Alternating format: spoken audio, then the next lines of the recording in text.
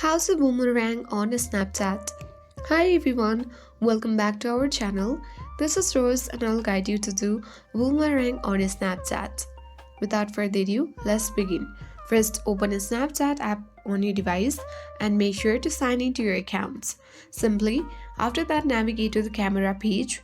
Now you can easily record your video as you normally do using the recorder at bottom center of your screen. After recording, look for the bounce button with the two arrows pointing towards each other at bottom right corner of your screen. You can tap this button to apply the bounce effect to your video. You can select a specific portion of the video to loop back and forth, and you can easily drag the slider as well. And then you can save or share your boomerang once you are done with that. You can even post it to your story selecting a stories button or send it to the friends as snaps. Thanks for watching and I'll see you in the next video.